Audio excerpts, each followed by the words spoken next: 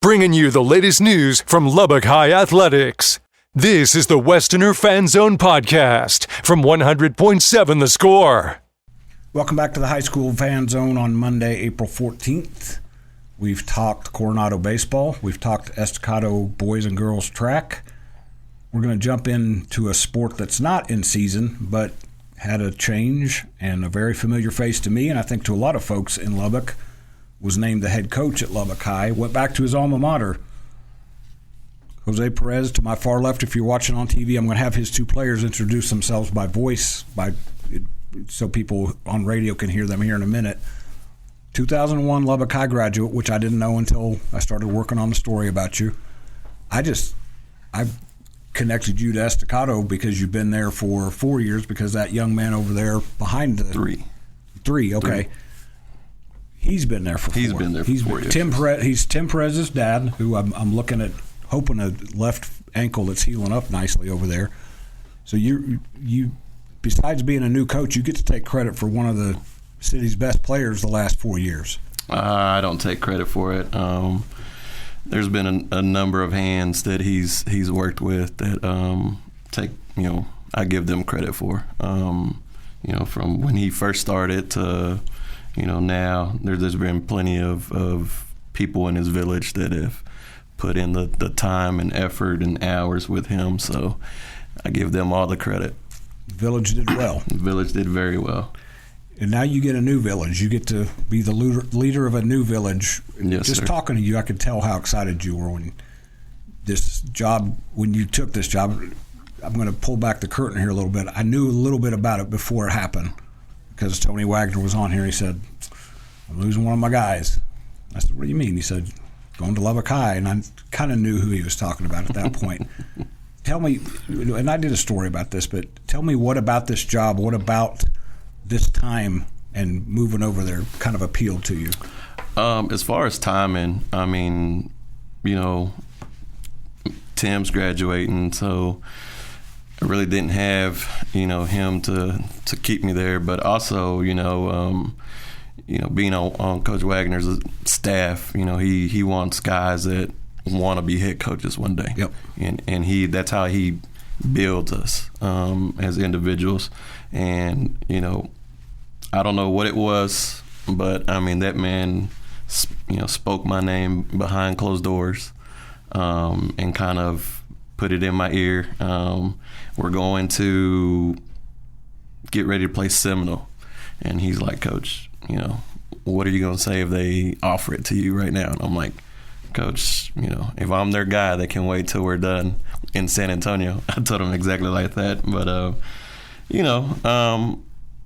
he gave me the confidence as far as, he reassured me that I was ready for it. All the time and effort that I put, in these last 3 years, under him, and just showing him that, I wanted to be a coach one day. And then, I get to go to a place where I played, and I feel that we have some pieces there where we can compete at a high level and be successful, going into it. So it's a good segue, because we're going to let these guys introduce themselves now.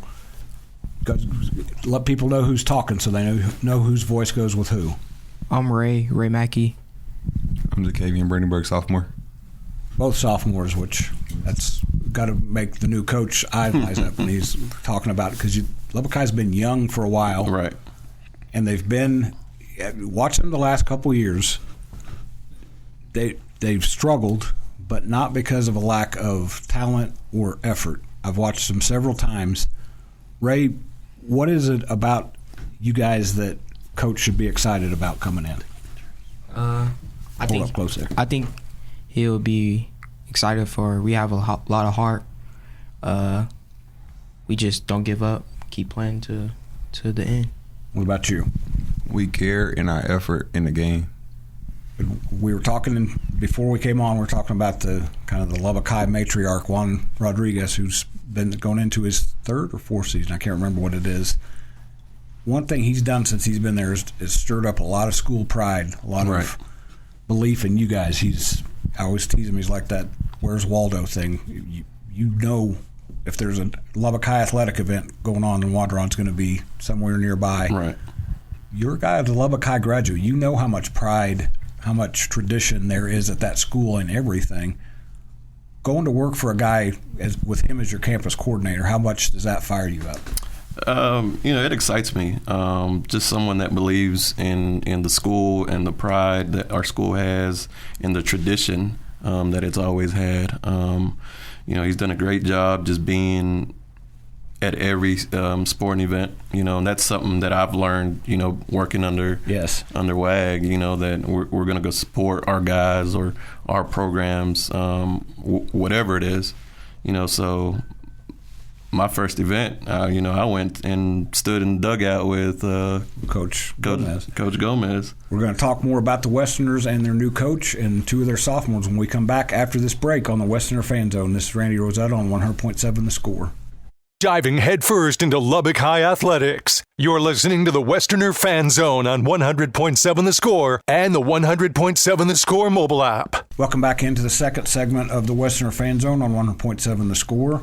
We're just talking about some stuff during the break then. And, Jose, you've been with these guys a little bit. Right. Started to implement some stuff. I'm going to let them take over here. What are these first couple of workouts, practice sessions been like with Coach?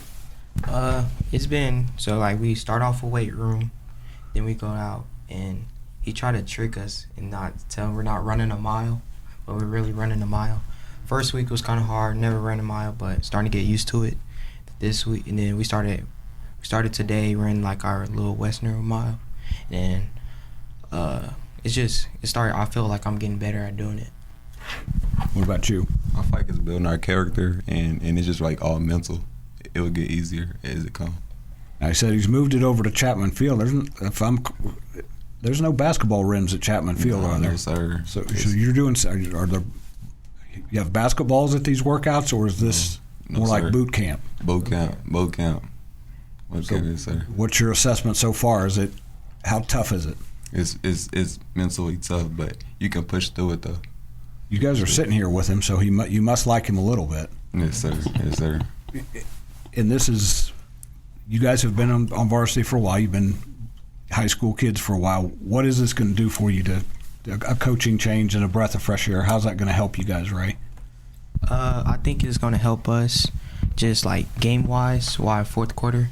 So while everybody's tired, we'll be the team that's still 100% that keeps going, keep pushing, and just keep fighting to clock's at zero. Because I mentioned you guys have been in games the last couple of years. You kind of just hit a nail on the head. You haven't been able to finish them real well. That's part physical, part mental, and just part building confidence. How good can this team be if you guys establish some confidence?